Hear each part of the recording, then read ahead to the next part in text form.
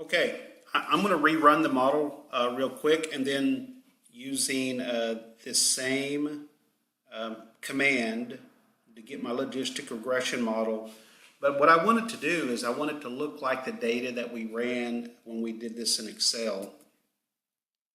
And when I ran it originally, in the previous video, I did it on Lasagna 2. And Lasagna 2 is where we ran it for all 856 records. And if you remember from what we did in Excel, I only ran the model for 600 records. I only went down to 600. So what I've done is I've modified this data and I'm only going down to 600 records. So that means in R, I reloaded the model and reran it. And this is what I got. So this is the coefficient of the intercept and the age and the weight and the income.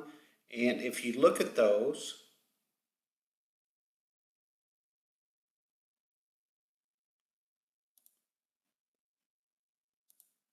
that's the same as these numbers.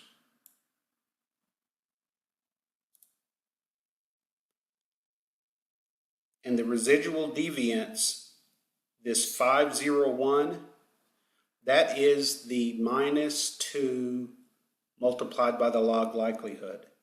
So that is this times -2, or this. So if you notice, this number, 501, is the same as the residual deviance. So the -2 log likelihood is equal to 501. The -2 log likelihood is the residual deviance in R. That's what this is. Now let's look at something else.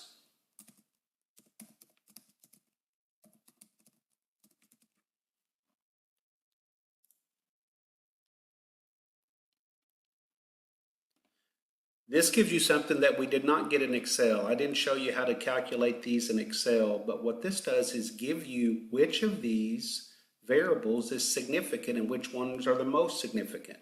And what you're looking for is the three, the asterisks, and the more asterisks, the more significant.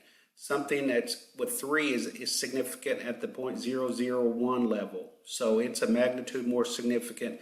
And generally, anything less than 0.1 we ignore. So if I looked at this, I can see age is significant, pay type is significant, live and loan significant, mall trips. And what you're looking for is the value on the left of the coefficient. And if it's positive, that means it's more likely that they would buy the lasagna when it's positive, and less likely as if it's a function of age. So the older they are, the less likely are they're going to buy this lasagna. Pay type, live alone, mall trips. These are all positive. So the more likely, if you live alone, the likelihood goes up. So that's how you can interpret this.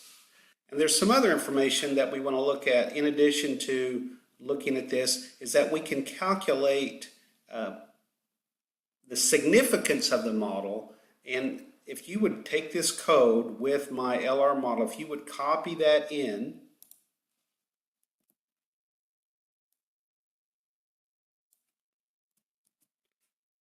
R,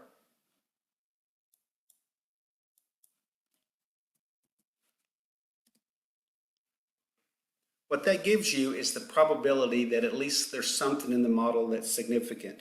And you can see that when this number is, when this number is really small, that means there's something that's significant. And we want to look for something less than 5%. Well, that's way less than 5%. That's a very small number. So we know that we have something significant. And then the last thing is, let's calculate the R squared. We do the Cox and Snell. So when we did this in Excel, we calculated this R squared, this Cox and Snell, at 41%.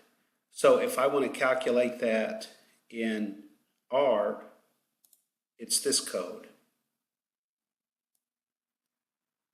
And if you copy that in, and notice what I'm doing is I'm dividing by 600 because that's the sample size.